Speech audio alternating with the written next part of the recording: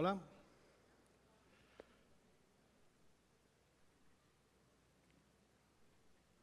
Quiero empezar viajando al siglo pasado, el 19 de diciembre de 1999. Y bueno, era el 19 y era el 20, pero era mi primera cena de empresa, en el Ritz, en Barcelona. Más de 300 invitados, todos trabajadores de Ogilvy, algunos de Madrid, otros de Barcelona. Yo apenas llevaba 3 meses trabajando allí, en la parte digital. Nos sentaron aleatoriamente, mezclando gente de la oficina de Madrid y Barcelona, y a mí me tocó una mesa donde no conocía a nadie. En el centro de todas esas mesas recuerdo que había una tarta gigante, porque en esas fechas iba a suceder el temido efecto 2000, no sé si recordáis, ¿vale? Donde aparentemente iba a ocurrir un apagón digital importante, ¿no? Recuerdo que me tocó a mi lado una mujer, una chica, guapísima. Olía como Los Ángeles. Y llevaba un escote de vértigo. Pero lo que más llamaba la atención de esta mujer es que no paraba de hacer comentarios salidos de tono. Sin cortarse un pelo, de repente señalaba y decía, ¡puah! Al director de cuentas me lo he cepillado. Luego de repente miraba a aquel y decía, uy, ya ese otro, menudo polvo tiene. La verdad es que los creativos me ponen mucho, y sobre todo si llevan gafas de pasta. Y de repente se me gira y me dice, tú eres virgen, ¿no? Yo estaba acojonado. Imaginar en esa situación. Y de repente pasaba a Basat y dice, ¿a Basat me lo voy a cepillar esta noche con una bufanda del Madrid. Total, que yo veía a la gente a mi alrededor y diciendo, esta tía, pues supongo que será de Madrid, y está todo el mundo se reía. Claro, en la mesa le reíamos los chistes, estábamos así como graciosos y tal. Y de repente, en un momento determinado, mientras estaba, no sé, bebiendo algo, se me acerca así al oído, me susurra y me dice, esta noche te voy. Y de repente, ¡pam! Un estruendo. Resulta que a un camarero se le habían caído todos los platos. Se había chocado con otro camarero. Y los tíos, en lugar de estar calladitos, empezaron a pelearse. Ha sido culpa tuya, ha sido culpa tuya. No solamente eso, sino que entraron otros camareros en la pelea. Claro, entró seguridad un poco a poner plan, y yo no me había dado cuenta que cuando giré la vista tenía a esa mujer de la que estaba hablando encima de la mesa, con otro tío haciendo un striptease. Entró la policía. Aquello la gente empezaba a tirarse cosas, pues el típico pan, no sé cuántos, aquí era una locura, ¿no? Y cuando yo digo, ¿pero esto qué es? De repente, de dentro de la tarta, sale una mujer que se pone a cantar y nos dice a todos que eso era una performance y que ellos eran la cubana.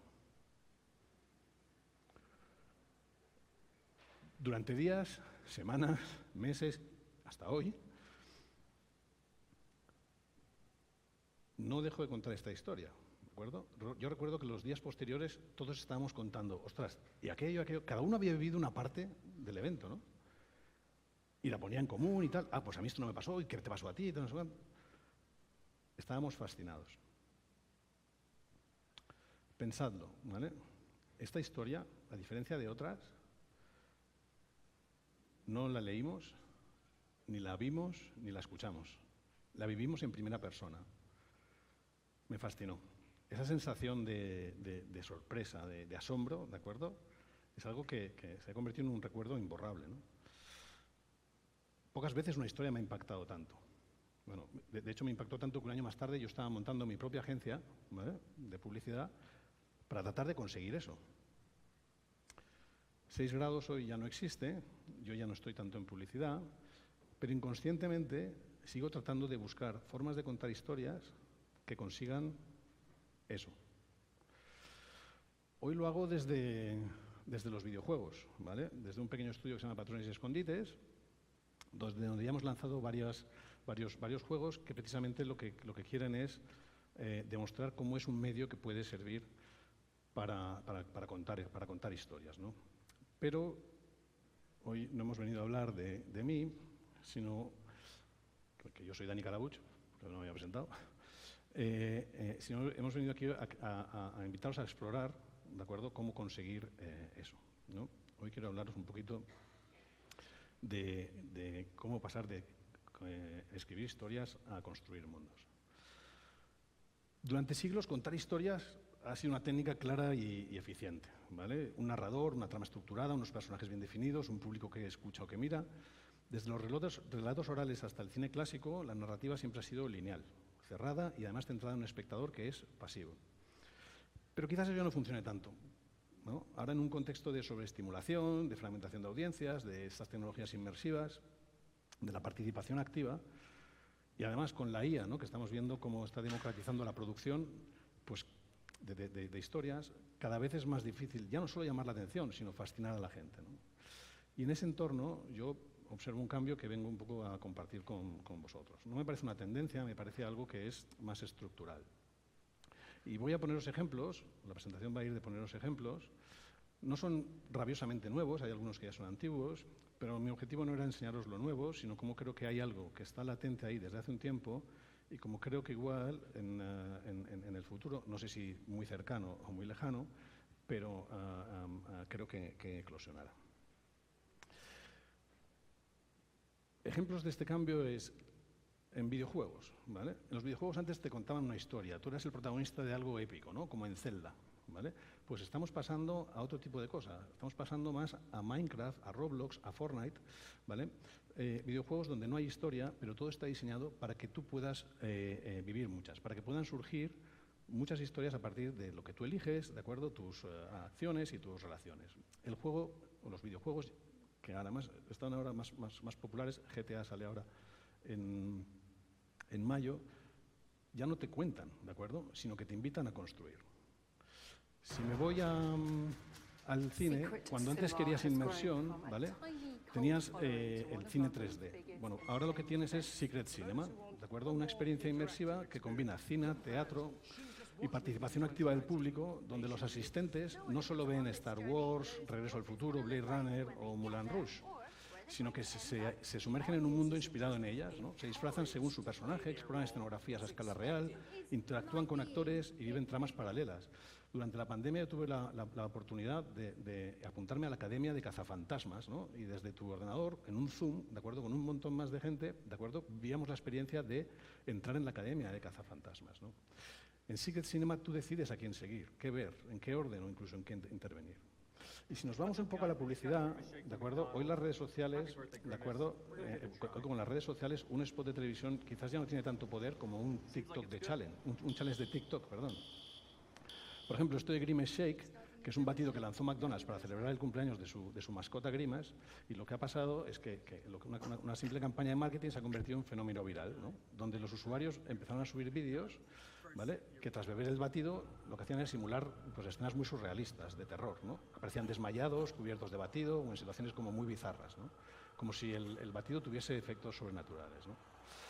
Claro, esto no fue impulsado directamente por McDonald's, fue la comunidad de TikTok la que tomó el producto y lo transformó en una narrativa colectiva, ¿no? Los participantes aquí reinventan el contenido, ya no hay relato cerrado, ¿no? Hay memes, hay imitaciones, mutaciones, ¿no? Hay un ecosistema narrativo. Y estos son solo 3 ejemplos de ese cambio, ¿no? Parece que estamos pensando, y de alguna manera conceptualmente es como pasar de escribir una novela a diseñar un parque temático, ¿vale? Porque ya no hay solo una historia, sino que hay 1000 posibles recorridos. Ya cada visitante lo que pasa es que vive una versión diferente de esa historia. En definitiva, más que contar historias, cada vez parece que se trata más de crear las condiciones narrativas donde esas historias puedan ocurrir, ¿no? Transformarse y vivirse. En este nuevo paradigma, pues la historia ya no es una línea argumental, es un sistema pues quizás dinámico, ¿no? Donde una historia, más que contarse, como decía, se experimenta, donde no existe una versión definitiva, cada usuario crea la suya, donde el diseño se basa más en relaciones y donde el autor cede el control a la audiencia que se convierte en co-creadora, ¿no? ¿Y cómo llamamos a esto? Bueno, pues, no sé, he estado viendo charlas, siguiendo tal, ahora en el South by Southwest pues había varias enfocadas a esto, poniéndole el nombre, como siempre ocurre, ¿no? Que esto es narrativa cuántica, es story living, es living stories. Bueno, quizás ahora mismo o es muy pronto o tampoco yo estoy muy interesado en ponerle un nombre a esto. Lo que sí que creo que es importante es que nuestro trabajo parece que está cambiando, ¿no? Y más que narrar, nosotros hacemos más como de jardineros, ¿no? Lo que hacemos es sembrar unas condiciones para que esa historia emerja, ¿no? Y como que igual le pasa a un jardinero, no puedes controlar qué flor va a crecer ni cuándo, pero sí que puedes preparar de alguna manera el terreno, plantar semillas, regar, para que esa planta crezca y salgan flores, ¿no? Es decir, no estamos diseñando o no vamos hacia diseñar eventos fijos, sino crear unas leyes narrativas, condiciones que van a determinar cómo emergen, digamos, esas historias y cómo el usuario va a interactuar con ellas, ¿no? Por ejemplo, este es uno de mis videojuegos favoritos. Se llama Her Story, ¿vale? Y somos un detective que tiene acceso a una base de datos donde están todas las sesiones de un interrogatorio con una sospechosa. El interfaz simula un ordenador. Tú crees que estás en un ordenador de la policía, ¿vale? Y delante nuestro lo único que tenemos es una barra de búsqueda. A partir de las declaraciones que escuchas de la sospechosa, el jugador introduce un término de búsqueda y eso le devuelve más vídeos que le aportan información sobre el caso. Lo que te engancha es encontrar esa palabra, esa pista que te devuelva más vídeos para que tú puedas entender qué es realmente lo que pasó, ¿no? Para que puedas resolver el crimen. Y tú vas viendo vídeos y más vídeos, ¿no? Montándote la película en tu cabeza. De hecho, el juego nunca te da la solución. Tú vas explicando y luego igual puedes hablar con algún amigo y decir, oye, ¿tú crees que ha sido esto? ¿Eran gemelas? ¿No eran gemelas? ¿Pasó tal? Y como os digo, me encantan los videojuegos y este para mí es uno de los mejores que he jugado, ¿no? Y quizás aquí lo importante es lo que os decía de las condiciones. Alguien ha pensado, ¿vale?, en esta mecánica de juego. Ha pensado en estas leyes narrativas para que tú te sientas como un verdadero detective. Tú escoges qué buscar, qué ver, en qué orden, y eso significa que cada historia es diferente, depende de cada jugador.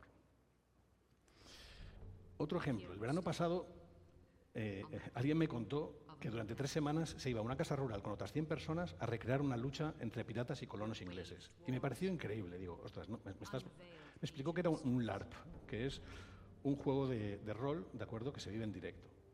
Y cuando yo me vio la cara alucinado, me dice, pues eso no es nada comparado con lo que se hace en Alemania. Conquest of Mythodia, ¿de acuerdo?, es un LARP, probablemente uno de los LARPs más grandes del mundo, que reúne entre 8.000 y 10.000 jugadores, ¿vale?, durante 3 semanas, ¿vale?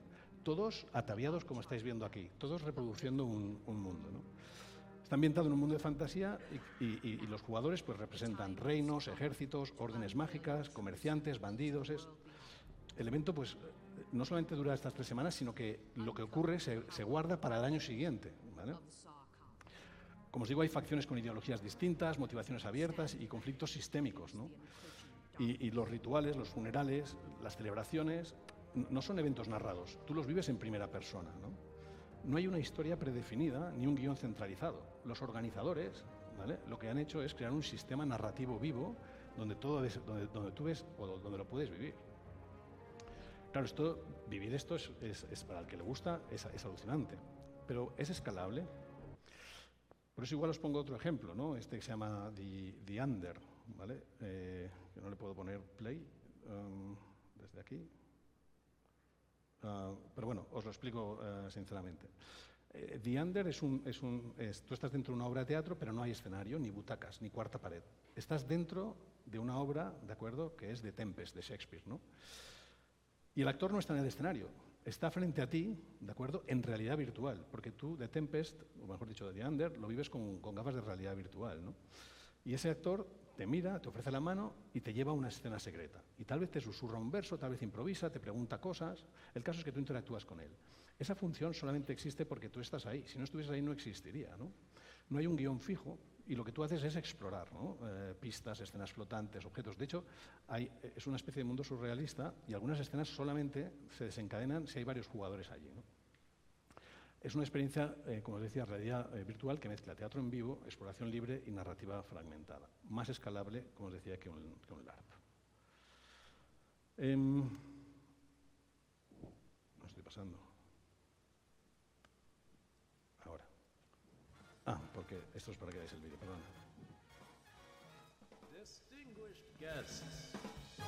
Pero lo paso porque si no, no llegamos. Bueno. El caso es que, en definitiva, estos ejemplos lo que yo os quería mostrar es cómo nuestro trabajo, ¿vale?, creo que con narradores puede empezar a pasar de contar historias a crear unas leyes o condiciones, ¿de acuerdo?, que permitan que emerjan esas historias, ¿no? Significa renunciar al control absoluto, ¿de acuerdo?, y abrazar la incertidumbre como herramienta de diseño, ¿no? Significa construir unos ecosistemas narrativos donde lo importante no es lo que dices, sino lo que se activa cuando el espectador o el participante interactúa con el mundo. No estamos leyendo, no estamos escuchando, no estamos viendo, estamos viviendo la historia. Y sin nosotros no hay historia. Pero claro, para aplicar no quería tampoco deciros, oye, esto es un poco lo que veo, sin tampoco poder explicaros esas condiciones, cómo se crean, ¿no? ¿Cuáles son esas condiciones? ¿Qué herramientas necesitamos como jardinero, ¿no? Entonces, he hecho una selección de unas cuantas, no es ni mucho menos extensivo, es lo que he visto, probablemente hay más, tampoco soy un gurú de esto, ¿vale?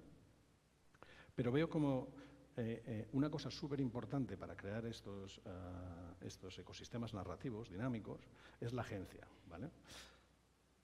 Y la agencia tiene que ser radical.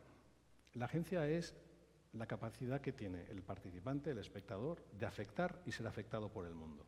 Es la parte más importante de la experiencia. Ojo, agencia no es interacción, es transformación. Y la diferencia es clave, ¿vale? Muchos sistemas permiten interactuar, pero pocos permiten transformar, ¿vale? Hacer clic, girar, moverse o elegir no implica agencia real. La agencia ocurre cuando las decisiones que tú tomas, ¿vale? ¿Sí? Generan consecuencias visibles, ¿de acuerdo? Emocionales, estructurales, en el mundo compartido, ¿no? Os voy a poner igual ejemplos, ¿no? Este es EVE Online. Es un juego multijugador online, lanzado hace 20 años, donde miles de jugadores pilotan naves, comercian, espían, se alían, luchan, hacen guerras, colonizan. A diferencia de otros juegos, este universo de EVE es único, ¿no? Para todos los jugadores. Y esto significa que cada decisión individual, ¿vale?, o grupal tiene consecuencias globales y además irreversibles. Os pongo un ejemplo, ¿vale? En 2014 hubo una batalla, la batalla, no recuerdo cómo se llamaba, que se genera porque una alianza olvida pagar el mantenimiento de una estación espacial, lo que libera ese sistema. Y entonces aparece una lucha por tratar de conseguir esa estación espacial. 7.500 jugadores luchando durante 21 horas, ¿vale? Pero quizás ese no es el dato más relevante. A mí lo que me flipa es que se destruyeron 75 titanes, que son las naves grandes, las capitales, las más grandes, y cada una está valorada en miles de dólares, porque los jugadores pagan para construir esto, ¿no? El daño total de esta guerra fue de $300.000, ¿de acuerdo? La región cambió de dueño y evidentemente su pérdida debilitó a toda una coalición muy grande, ¿no? Es como si de repente pues el Barça gana el Madrid. EVE Online es uno de los ejemplos más extremos y sofisticados, pero aquí es donde podemos ver muy bien cómo la historia la hacen los jugadores, con consecuencias reales, visibles y duraderas. Otro ejemplo más diferente, también de agencia, es en lugar de transformar el mundo de afuera, me transformo, lo que se transforma eres tú. Imaginaros un videojuego, una experiencia donde tú puedes elegir quién quieres ser, pero de una manera increíble. O sea, todo lo puedes escoger, ¿vale? De eso va Disco Elysium. Tú eres un detective, ¿vale? Y tú puedes elegir perfectamente un montón de variables, ¿no? Y lo que tú cambias es tu interior, ¿no? Por ejemplo, tú puedes elegir si eres comunista, si eres fascista, si eres nihilista, y en función de eso, las interacciones que tú tengas, de acuerdo con otros personajes, pues evidentemente van a ser diferentes, van a reaccionar política y emocionalmente diferente. Tú puedes resolver el crimen a balazos, como un detective en plan, pues eso, más agresivo, o sin haber disparado una sola bala, ¿no? Disco Elysium no es solo sobre cambiar el mundo, sino sobre cambiar el sentido del mundo, es más introspectivo, ¿vale? Pero la experiencia es súper gratificante cuando tú has visto que has elegido ser una cosa y ha cambiado así. El segundo aspecto que creo que es relevante, aparte de la agencia, es el espacio de posibilidad, ¿vale? Igual digo unas palabras, pero tampoco igual es importante que os quedéis con el palabra, pero sí con lo que hay detrás, ¿no? Un ecosistema narrativo, además de agencia, necesita, como os digo, un espacio donde ocurra todo. Un entorno abierto, que no sea lineal y que no sea de alguna manera cerrado, donde los elementos que hay allí no estén predeterminados, sino que existan potencialidades. Pueden pasar cosas y nosotros lo que hacemos es diseñar ese espacio. No sabemos qué es lo que va a pasar, pero de alguna manera potencialmente podemos ver esto así. Con ello, lo que ocurre es que en vez de seguir un guión fijo, lo que pasa es que el jugador, el espectador, explora, elige y provoca eventos, ¿no? Ejemplos de espacios de posibilidad, como os he dicho, es el GTA, el Fortnite, pero también un parque temático como PortAventura, ¿no? O Disney World. Pero quería contaros uno que me gusta mucho, ¿vale? Que es este de aquí, de Yumi Boom Boom Train, ¿vale? Esta es una experiencia en Londres teatral, donde tú vas con más amigos, pero solamente puedes entrar tú, ¿vale?, a cada una de las salas. Hay diferentes salas, hay diferentes puertas que tú abres y solamente tú vas solo. No puedes ir en grupo, vas solo, ¿vale? Y cada vez que tú atraviesas una de esas puertas, te encuentras... Bueno, esto lo que os estoy contando ahora, en principio es secreto porque la gente de Yumi Boom Boom Train te piden, por favor, que esto no lo cuentes. Ellos lo que hacen también es cambiar lo que hay detrás de esas salas. Pero para que os hagáis una idea, cuando abres eso, te encuentras con una escena hiperrealista, habitada por un montón de actores profesionales. Y cada escena te coloca a ti en un rol inesperado. De repente abres una puerta y eres un cirujano en medio de una operación. Y ahí hay alguien abierto y tienes ahí una enfermera, no sé cuántos, y y el tío que se muere, ¿sabes? Y tú tienes que hacer algo, improvisar, ¿no? Que de repente sales de allí, abres otra puerta y de repente eres alcalde en una rueda de prensa. Y te hacen preguntas y tú, ostras, ¿y cómo salgo de esta, no? O de repente es el invitado principal en un late night y todo el mundo te aplaude, ¡bravo, bravo! Y tú tienes que ir ahí a hablar de, pues no lo sé, ¿no? O eres el acusado en un juicio, ¿no? O eres, como aquí pasa, entrenador en un equipo de fútbol y tienes que darles instrucciones. En estos casos no hay un guión a seguir, tú eres el guión, ¿no? Y lo que busca esta experiencia no es que interpretes correctamente, sino que respondas desde tu autenticidad, tu sorpresa, tu impulso, ¿no? No se busca contar algo concreto, sino activar emociones únicas para cada participante. No es una historia, sino sobre una serie de vidas posibles, ¿no? Y el trabajo del diseñador, de los diseñadores, es precisamente crear ese espacio de posibilidades para que puedan ocurrir todas esas historias absurdas, transformadoras, lo que sea. El tercer punto que quería hablaros es el de las relaciones dinámicas. Si os imagináis en el momento ese de Yumi Boom Boom Train, tú puedes escoger primero esta sala, luego esta otra sala, pero ¿quién define el orden? No hay un orden. En un libro una página va detrás de otra, en una película un segundo o un frame va detrás de otro frame, ¿vale? Pero cuando estamos hablando de este tipo de experiencias no hay un orden, ¿no? Los eventos no están predefinidos en una secuencia, sino que se estructuran más como nodos y tú tienes que ir saltando de uno a otro buscando el sentido, ¿no? Lo que conecta todos esos puntos es la lógica interna del mundo narrativo, ¿no? Y a nosotros, como diseñadores, lo que nos toca es definir cuáles son las relaciones entre esos nodos, qué pasa si entra por aquí el jugador, qué pasa si sale por allí, qué pasa si primero ve esto y luego esto. Es un trabajo sistémico, pero de diseño, donde tiene que imperar evidentemente la coherencia, ¿no? Cada participante, con lo que va haciendo, a medida que va haciendo, pues lo que hace es relaciona contenidos y le da el sentido. Y esto le permite que el relato emerja a su ritmo. En lugar de que yo te lo esté contando, el relato lo va construyendo más o menos él. Aquí hay un ejemplo antiguo que probablemente muchos conocéis vosotros, que es el caso de Nela García, ¿vale? Se llamaba Red Monkey, que la escribieron Modesto García y Manuel Bartual, y que ocurría en Twitter, ¿no? No sé si lo recordáis, pero bueno, el caso es que había desaparecido una chica que se llamaba Nela García y como un misterio que, ostras, esto es verdad, que esta chica ha desaparecido, es mentira, no sé cuántos, y había un montón de cuentas en Twitter, ¿no? No había un hilo único para seguir la historia, pues cada personaje tenía su propia cuenta y publicaba contenido, luego los seguidores, pues tú estabas atento ahí un poco a rastrear conexiones entre los tweets y de repente ponías, ostras, he encontrado esto, y de repente tenías que ir a un sitio a encontrar una señal que había en una farola cerca de la M30. Bueno, aquí la narrativa emergía del cruce de datos y la colaboración colectiva, ¿no? Es decir, la historia no se contaba, se descubría, ¿no? El relato no era lineal, sino que era un sistema de piezas distribuidas conectadas por la coherencia, ¿no?, interna del mundo. Tú tenías que ir relacionando todas esas piezas, ¿de acuerdo?, para saber quién era quién, qué es Red Monkey, por qué Nela estaba en peligro. Este quizás no es tan obvio, ¿no? Son las cadencias narrativas. Y esto también viene de una experiencia personal. A uno igual de vosotros, no sé si ha tenido la suerte de poder haber ido a una experiencia inmersiva, una obra de teatro que se llama Sleep No More, de una compañía que se llama Punch Drunk, ¿vale? Es la historia de Macbeth, pero en lugar de contarte desde un escenario, tú entras en un hotel, ¿vale? Te ponen una máscara blanca para diferenciar lo que son actores de lo que es público y te dejan andar tranquilamente, ¿de acuerdo?, por el hotel. Y tú puedes ir abriendo habitaciones, visitar, bueno, puedes ir haciendo un montón de cosas. Y vas viendo, como os decía antes, vas construyendo esa historia a partir de la historia de Macbeth, a partir de lo que te dicen, ¿no? Pero Entonces, como os decía, pues hay diferentes habitaciones y estancias y dentro te encuentras pues, un bosque encantado, un convite, un ritual satánico. Pero hay un momento súper especial, ¿vale? Félix Barrett, que es el diseñador de esto, le llama one to one, que es una de las experiencias más brutales que he vivido, ¿no?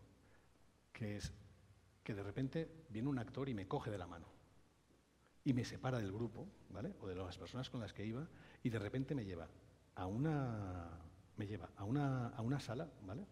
Llena de bañeras, ¿vale? Me coge así y se pone a bailar conmigo, ¿vale? Claro, lo que sientes en ese momento, ¿vale? Era una danza un poquito rara, una especie de sardana, pero inglesa, ¿vale?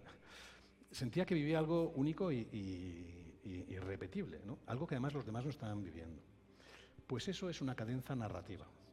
Es esa experiencia que no la vive todo el mundo, que es íntima, irrepetible, muy intensa y completamente coherente con la experiencia global. Pero sientes que la historia te está hablando a ti, ¿vale?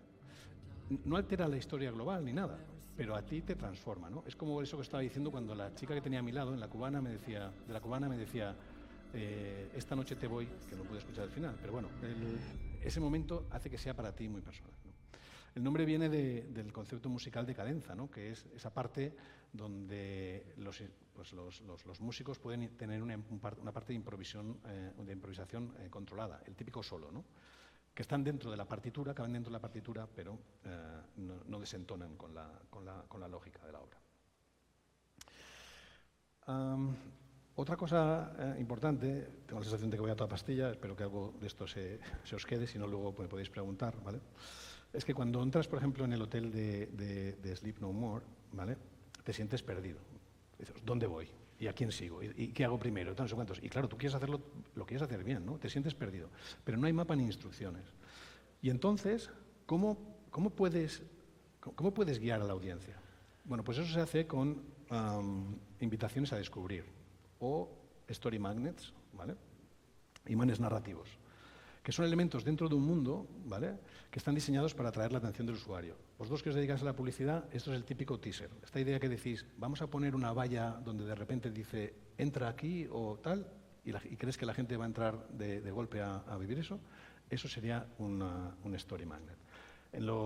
Se utiliza mucho, por ejemplo, en los parques temáticos. A veces es porque hay una torre muy alta, a veces es porque hay una señal, ¿vale? Pero son claves porque en lugar de dirigir la experiencia con instrucciones explícitas, permiten que la narrativa también salga de una forma orgánica. Y este ejemplo es buenísimo, ¿vale? Esto se llama Omega Mart y es una instalación, ¿de acuerdo?, hecha por el colectivo Meow Wolf. Está en Las Vegas, está en Nuevo México, se están expandiendo, ¿vale? Omega Mart es un supermercado ficticio, ¿de acuerdo?, que está, pues lo lleva una corporación misteriosa, ¿no? Y todo parece absurdo y fuera de lugar. Hay productos dentro de las estanterías como orgullo enlatado, lágrimas de unicornio o carne con mensajes encriptados. Pero detrás de ese mundo absurdo hay un relato de ciencia ficción distópica, con corporaciones omnipotentes, realidades paralelas. Vamos, es un cruce entre Black Mirror y Twin Peaks, ¿vale? ¿Cómo se experimenta? Pues no hay un camino predefinido. Cada visitante puede quedarse explorando solo el supermercado y reírse de los productos ficticios. Jiji, jaja, no sé cuántos. Pero también puedes acceder a zonas ocultas. De repente hay una nevera que se abre y te permite entrar en un espacio que aparentemente es secreto, ¿no? Un laboratorio, bosques artificiales, las mismas oficinas de la corporación. Pues no sé, ejemplos de esos story magnets. Pues de repente en una estantería hay una caja de cereales con un ojo, ¿no? Y detrás hay un código QR. Si tú sigues ese código QR, pues de repente puedes entrar en una sala especial, ¿no? O lo que os he contado de la puerta de la nevera. O si interactúas con los ordenadores puedes descubrir unos mensajes secretos, ¿no? Esos ordenadores, esa caja, ¿vale?, o esa puerta, esos son los imanes narrativos. Son los que, de alguna manera, te ayudan a entrar en la historia, ¿no? Lo que hacen es llamar a tu curiosidad. La inmersión, esto creo que es lógico, es evidente, ¿no? Pero en la cena de empresa todo estaba ahí tan bien hecho que yo pensaba que aquello era verdad. Yo no me sentía como un espectador, sino que me parecía que aquello era la cena. Claro, imaginaros, yo no llevaba tanto tiempo, digo, coño, en Ogilvy, qué menudas fiestas se montan aquí, ¿no? Lo que ocurría aquí es una cosa que la gente que trabaja en experiencias inmersivas te hablan, que es la suspensión de la incredulidad. Y es que cuando el sistema narrativo no te da motivos para dudar, cuando todo lo que ves, haces y sientes pertenece a ese mundo, ¿no? Y hay varios hay muchos filtros, pero hay 3 que son los principales para activar esa suspensión de la incredulidad. Uno es el círculo mágico, ¿vale? Un término heredado de la teoría de los juegos que consiste en definir un espacio simbólico donde hay unas reglas y esas reglas, ¿de acuerdo? Todo tiene una lógica y es coherente. No sé si alguno de vosotros ha ido alguna vez al prostíbulo poético, ¿vale? Esto también es una experiencia inmersiva, yo la viví aquí en Barcelona, y te dicen de repente un sitio y tú vas allí y lo que te encuentras, desde el momento en que entras, aquello es un burdel. Encuentras un burdel, tienes con la madame, la decoración, el ambiente, el secretismo, todo el mundo habla en voz baja, de repente hay un pase de prostitutas y de prostitutos. La única diferencia es que en lugar de pagar con dinero, o mejor dicho, en lugar de pagar con sexo, lo que pagas es porque te susurren una poesía al oído. Pero todo, tú te sientes... nadie tiene que explicarte las reglas de cómo funciona un burdel. No dices, ahora vamos a pasar por aquí, vamos a hacer... No, tú estás desde el primer momento, lo vives, ¿no? Se ha creado ese círculo mágico donde nadie tiene que explicar y donde tú ya dudas de si eso de verdad es un burdel, ¿de acuerdo? O no lo es.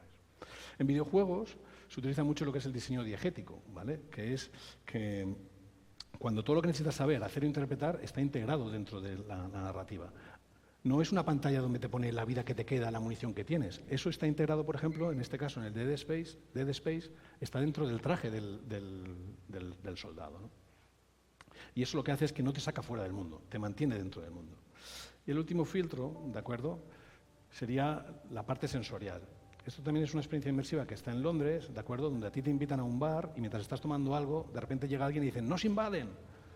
Y es como la recreación de la Guerra de los Mundos, solo que en este caso te llevan y no puedes salir por la puerta principal y te meten por una trampilla. Y a partir de ahí empiezas a recorrer, no sé cómo lo hacen, no sé cómo son los túneles de largos, pero empiezas a recorrer un montón de túneles, trincheras y tal, que lo que hacen es llevarte a escenarios de la guerra, ¿no? Ves soldados que te piden ayuda, enfermerías, tal. Y hay un momento donde te enfrentas a los alienígenas y te pones unas gafas de realidad virtual para poderlos ver, ¿vale?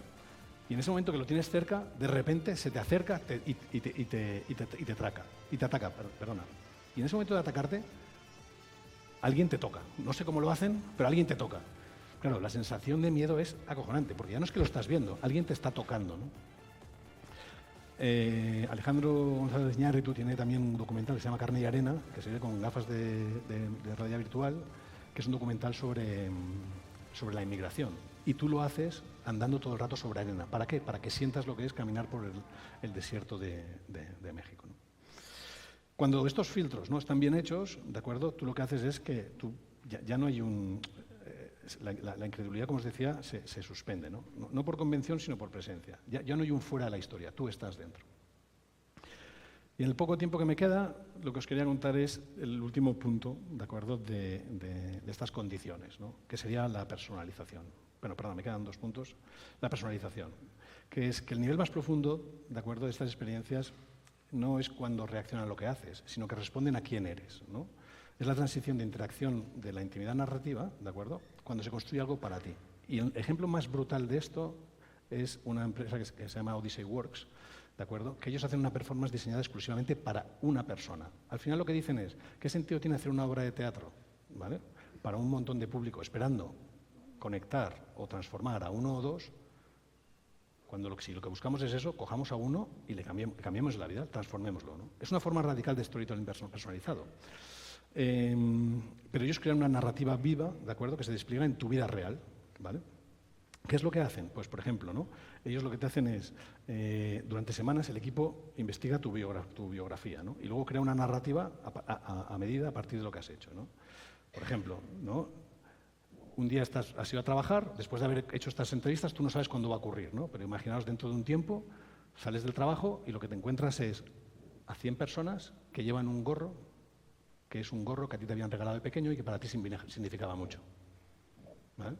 O de repente alguien te ha regalado un libro, ¿vale?, y un libro que más parece escrito para ti, y de repente un día estás paseando por el parque, vas a salir a tal, y te encuentras a 3 personas leyendo el mismo libro que tú, ¿vale? Pues eso, te envían cartas, llamas al contestador, de repente estás andando por la calle y en una fachada aparece un mensaje, ¿sabes?, como todo lo que amas no es eterno, pero es real. O sales de casa y hay un poema escrito con tiza, un poema que a ti te gusta mucho, ¿vale? Claro, esto, de alguna manera, es muy complicado de escalar, pero gracias a la IA vamos a poder personalizar cada vez mejor. Este es un juego que es brutal, que se llama Dead Meat, todavía no ha salido, pero he tenido la ocasión de probarlo. Y es, tú tienes que hacer confesar a esta mujer, me acuerdo, que ha cometido un crimen. Y esa mujer es una IA. Y es alucinante. Detrás, hablando con los programadores, me decían que tienen dos motores, ¿no?, de lenguaje. Uno de intención, que sigue el método de Stanislavski, donde está definida la psicología, personalidad y motivaciones, y otro de evento, ¿no?, que lo que hace es que en función de lo que tú le digas va a disparar una serie de eventos o no. Creo que con esto sí que se puede llegar a hacer estas experiencias personalizadas mucho más lejos, ¿no? Y el último punto, quizás más una reflexión, es que en estas experiencias, cuando cada usuario vive una experiencia única, el mayor desafío no es la diversidad, ¿vale?, sino la cohesión emocional. ¿Cómo lograr que todas esas experiencias fragmentadas al final sigan sintiéndose como algo común? Y la clave está en diseñar no solo relatos, sino estados emocionales compartidos. Esto, por ejemplo, es la hoja de diseño de Odyssey Works.